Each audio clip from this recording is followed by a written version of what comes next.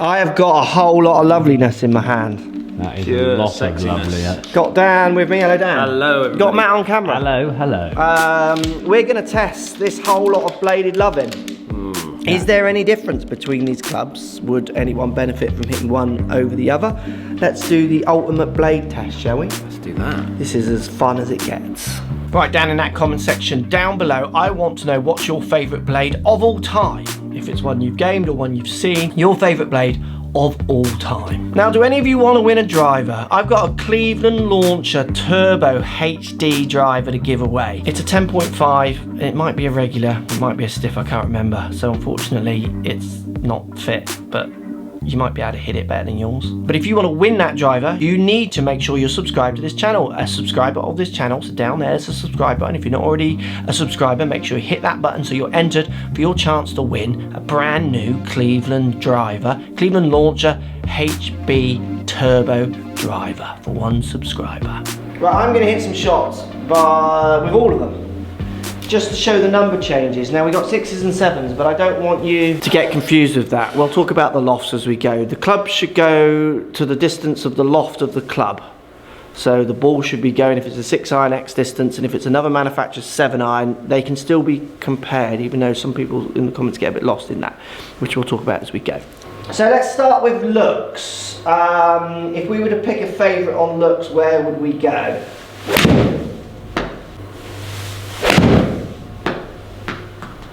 So when it comes to the looks of them, I have a favourite and I have a least favourite, but I like the look of all of them. When it comes to looks for me, it's all about obviously down by the ball what it looks like. My favourites, if I'm going to go my kind of top 3 almost, because it's going to be hard to pick one. Ping Blueprint is definitely in there. Titleist MB as well, because obviously I've gamed it and I just like how almost brutal this one looks, and that's what blades are kind of about. MP20. I'm just going to end up picking more, aren't I? That's 3, you need to stop. I know, but I can't. P730, and I'll tell you, that's in there as well, and I will stop at 4. So my least 2 favourite is the Callaway MB, Apex MB, and the Srixon, but I want to put the Srixon in as well, to be honest. I just don't like the length of the Callaway, and I don't like what it does here right at the top. I don't like the way it joins here. This is just, to my eye, not as pretty as the others. And if I'll be, I'm dropping the MP20 to go to my 3. I know. I was not expecting that. Because those 3 are just that fraction squatter. So you like the squattiness? Yeah. And you're picking over that. I am. I like that they're shorter, fatter almost in their looks. And I honestly think the P730 is the hardest one to beat for what I think a blade should look like. I just think it looks so brilliant. If I was gaming any of these clubs, I absolutely wouldn't mind though. Like when I pick one because you have to pick one. They are so close. Oh, right. Definitely the Ping Blueprint is in my top 3 from a looks point of view. How many are you gonna pick? I'm gonna pick 3. You're picking 3. I'm also going. Now I'm gonna take the TaylorMade out. Oh. So similar to the Blueprint. Yeah, but it's just slightly deeper. Okay. Is this one, so I'm just going to take that out purely because of that point of view. Don't like the offset? I don't need to look at offset with these. I'm definitely keeping the Titleist in. Yeah. Again, I gamed something similar to the look of that, so my eyes are drawn to that. And this is hard. And then the last one I'm going to put in is going to be the MP20, so the Mizuno. So those are my top 3 from a looks point of view. Classic. So I'm the opposite to you. You like a bit more blade, I like a bit more blade, so mine's really quite easy. Mine's the Srixon and the Callaway. They're your top 2. These are pretty much all squat. Let me look at the Mizuno quickly. I think the Mizuno does get in there. That's long as well, and it's chrome. I don't think you can have a blade like that. Yeah, so that's what I like about the Don't think you can blueprint, do is that. I like the uniqueness of that. So where I'm not afraid of a bit of difference, I think you're happier to go more classic. I'm classic. Get rid of those 3 and these 3. Right, post comments down below. Which is your favourite looking blade out of what you've seen from this video, ones you've tried and what have you? I'd love to know, because as you can see from that, it's so personal, isn't it? This is like, it's like picking a wife almost, isn't it? Not that you pick your wife as such, but do you know what I mean? It's If you're like that we're not all lucky. going to marry the same person, are we? It wouldn't work. No. But it's what you like, isn't it? It's Yeah. what lights your lemon, isn't it?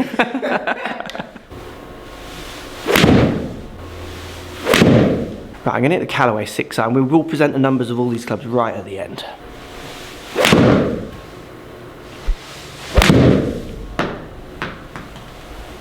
Right, I've hit all these clubs outside, and you guys took them out to Torquay and took them all on the course to try and think about soles and turf interaction. Let's have a look at what we thought of that. So the most distinct looking sole is the Srixon. It's got the most kind of shop appeal, that V-ish sole on it, hasn't it?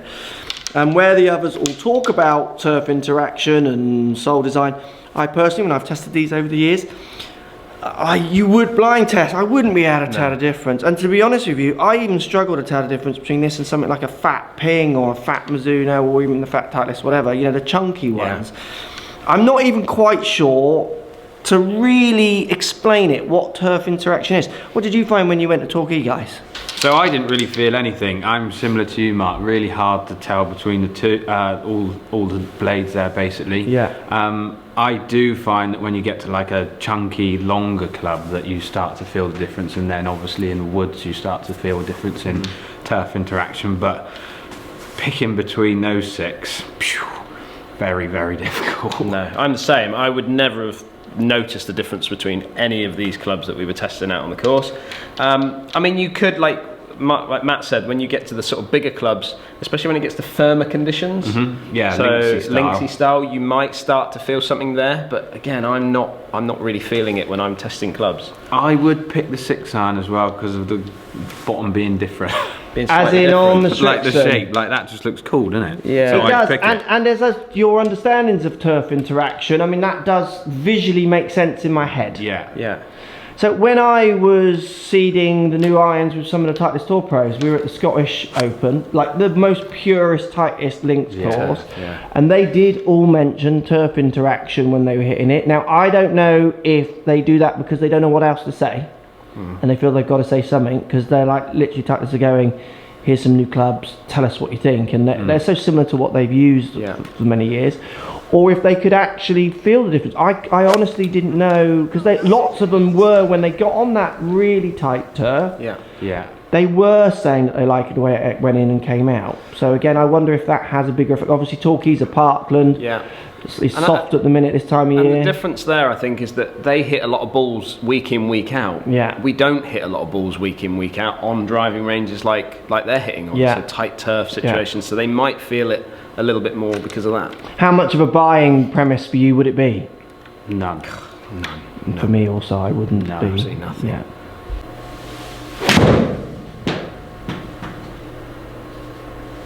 Mizuno Mp20. And I did I knocked this out of my list, but I almost want to put it back in at the start. No. Sorry. I do love it. It looks so good. It is longer, there's more blade. Do any of these blades offer any more tech than another? Hitting them, I would say no, and again we'll show the numbers. Marketing them, some companies might say that there is something more in it than other, but I mean, we are really talking about a sliver of metal with, you know, some chunky bits at the back, aren't we? And who's got the nicest logo? Yeah. So Mizuno 6i. Now, if we talk about feel and in turn sound, we need to be thinking about those ideas. I think sometimes familiarity plays its part more than anything else. So hitting all of these clubs, like this one does stand out as feeling nice, but how much of that is me growing up using that? So it's It not is a nice. classic, isn't It's it? the sound I've grown to love. It's a sound and then in turn a feel that I want from a blade. Again, I reckon if you did the blindfold and no hearing test, so it was just what comes off the face, you wouldn't have. I mean, I can't even tell the difference between cast and forged when I've done that test. So to be able to tell the difference between each one of these. So they might have a slight acoustic differences that you pick up, but you don't hear a rhythm, a bass, a melody the same way I hear it. No. So how would you hear the acoustic of this impact? The way you interpret that will be different. Like that's how our brain stroke ears work. I think that's very hard. But if I was to put one in there as feeling, for me personally, really nice, absolutely hard to beat that. But none of them feel bad. What about you two feels? Anything when you've been trying them? I'm going Mizuno with you. Yeah. Yeah, Just you like love the it. buttery feel of that, didn't you? Buttery, look at it. Buttery. All right, excited. But no, just My butter lives in the fridge and it's really hard. yeah. My butter's more like a cast iron. But yeah, just love the sound and everything about it, what you'd expect from that type of club, and Mizuno especially, I think. And Dan, you've chosen a bit of a curve. Well, I have, yeah. I mean, this for me, out of all of them, this is the slight different one. It's a slightly different feel altogether, I feel. But when I first tested these, I wasn't a big fan of it initially. Yeah. Like this was when we first did the reviews on these. But as I've hit it more in the studio and played with it a little bit more, I've just started to just love it more. The more and more I hit it, the nicer it feels to me. It has to be said, the Ping blade is in the back or in the running here with some heavy weights of blades. Yes. Like that is their first blade. Yeah. So I mean, if you had to pick an outright, like a curveball winner for feel, I also would pick that as well. Like I've gone with Matt, I've gone on something that we've trusted for years, and even though you haven't really used them, it's something that you know, we used to sell them a lot of cooking, didn't we? Yeah. And you would hit them and see people hit them and the feels and what have you. This one shouldn't feel as good as it should, bearing in mind it's their first blade. And I think that does need credit. Yeah, I just think it proves how good Ping are as well as a company. Yeah. They're just, They they just do get it everything right. right. Yeah, Yeah. absolutely.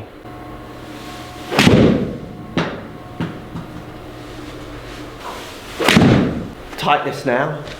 I've obviously gamed this club in the last year's model, but very similar to this. I do like, what I like about the Titleist one is how brutal it is. The top line is like uber thin. Probably the slimmest of all the top lines. Which I think actually plays it out of favour for some golfers a little bit.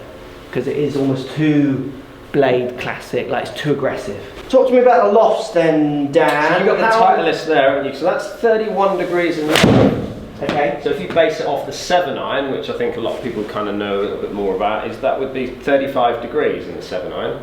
So 34 moving in 4 degrees as they move up. Which, out of all of them, and the TaylorMade to be fair, out of all of them, that's the most, I would say, the most traditional, so the most lofted. What's the least lofted of all the clubs we're hitting? Srixon. So Srixon got it down. Their 6-iron is at 29 degrees. So 2 degrees difference. 2 degrees difference in those two clubs. Which, for me, and I don't know about you, but I kind of like. If you're looking at a blade, I want to keep it very traditional. Yeah. Like lots of loft. You know, play into what they are. I kind of don't care what the loft is as long as anything isn't too crazy stupid. Yeah. Because most of the people that I know use these clubs, certainly if you look at the guys on tour as well, and I remember amateur golfers used to do this as well, they have their own loft. They have them bent, so they'll have them a degree stronger and then weaker going into clubs that they don't launch. That, you know, they will, when someone's buying these kind of clubs, general rule, they know what they want. And they're not afraid to go, like I have with my Titleist. I've gone, can I have that club? I don't want the loft that you've put on them. I want them a degree weaker. Yeah. And then if I really wanted to dial down, you might, and I've got 2 6-irons and I've made that stronger. And do you see what I mean? I'm making the lofts go the distance I want, and I think people do that with these. And the big thing when you're talking about changing the lofts on these clubs is it will affect aesthetically looking down at that club. Yeah, it will kink it. It will kink it at the bottom. So obviously, if we've got a club that you want to, let's say, strengthen, you're going to make it more offset. Yeah. And if you weaken it off, you're going to make it more onset. So So there if you is get the something. ones with the weaker loft, but then you want to strengthen them, you are going to change. So there's something to bear in mind. If you go with the ones with stronger lofts and you wanted to get them back up, so, but I mean, basically the lofts are all very tight on these. They are Very within tight, 2 yeah. degrees. Yeah. Within 2 degrees.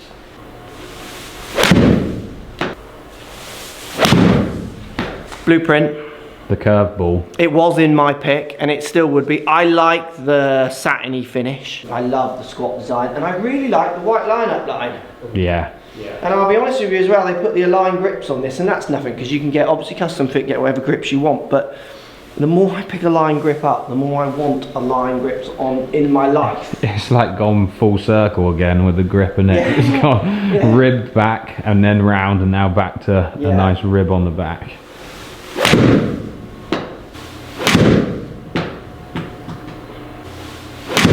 So the thing with this blade as well in the blueprint, as Dan is just saying, that it does try, I mean it has more tech than anything else in.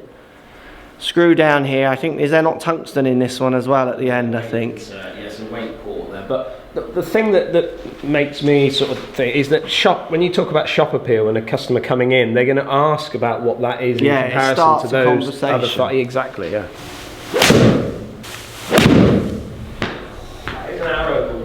The white line-up line on that is just so simple and so good. I love the way Ping put that on all their clubs. P730, TaylorMade.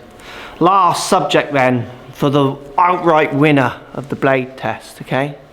How big is blending options to you guys? For me, it's important that the whole range of clubs blend and join in with this set, because the chances of selling a pitching wedge to a 3-iron in this, you know, that's like such a small percent of your sales. You know, I stop at a 6-iron and then go to a very chunky 6-iron, which is a 5-iron. So blending options with all of them have to be like paramount. Are any of them better at blending than the others? So for me, I think they all do a fantastic job in blending all of these clubs. So if you look at the Titleist, we can move into CB or T100 range. The Callaway have the Apex, and then they move into the Apex Pros and all of those. Ping do the same. The i500, I did a video before talking about the blueprint blending into the i500, and it was just a really good blend. Yeah.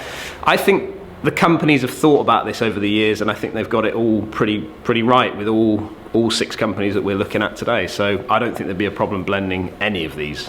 Yeah, I agree. Definitely Titleist, Srixon, Mizuno, and I guess Ping, but maybe I've not looked at it enough. But certainly those first 3 I mentioned, in their latest releases, they're actually all released together as like a portfolio of clubs for you to choose from. You know, they're probably made like saying, you choose, like what you don't want that iron, that's fine, have this one. You don't want that one, you know, have that one. Where I guess things like Ping Blueprint, it's and I'm not saying it doesn't blend, but it wasn't released with all their other range, you know what I mean? So it was almost like shoved in. You know, when they release a set of, you know, they release 6 irons or 3 irons or whatever, and they're all released and, you know, they're advertised as being whatever you want. That to me just makes more sense of a blend. But I agree, I think they would all, if you're desperate to blend, you're going to be able to do it, aren't you? You just might have to end up like I have with 2 6-irons or something like that.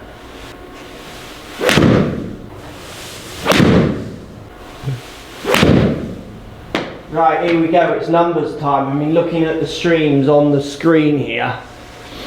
Oh, I'm raining them down, Matthew. Classic. Right, here I come. Come on down. Here I come. Here I come. On, down you come. Down you come. Right, here we go. So Srixon 159. Yeah. Carry. Then if we go to Mizuno 160. Then if we go to Callaway 162, these are all 6 All irons. 6 irons, yeah. And then if we go to Titleist or 156, you got a couple of mishits in there at 154, 160, 156 is more realistic, I would say, but you know, it's up there. What's the loft between, say, a Callaway and a Titleist? Are they the same? So Titleist is 31. Yeah. And the Callaway is coming in at 30. So there's 1 degree difference there. But look, it's the spin. Look at the spin differences on them. Yes, it's spinning at 5.8 You know, compared nearly- to 4.9. exactly. The Callaway is much lower, and if we look at the spin on the others, 4.8, 4.3. So the Titleist is spinning more, isn't it? It is just spinning more, yeah. But it is a more lofted club. Yeah. So in theory, it should. Yeah. Then Ping is a 7 iron, 152, Yeah. spinning at 6.3. 34 degrees of loft compared to the TaylorMade at 35 degrees of loft. Yeah, and then TaylorMade going 149, spinning at 6.4. Yeah. I mean, are you seeing anything in there? I'm seeing the Srixon as... Srixon and Mizuno have done well on numbers. What's the Mizuno loft then? Mizuno loft, we've got that one at 30. I mean, in relation to spin, the lofts are coming, they're true. Yeah. Because the Srixon is the lowest loft, which is creating the lowest spin. Yeah, I mean, look at that one, 3.4 Yeah. on a 6 iron. That is a little bit low. So the Srixon has the potential to be a little bit more bomby.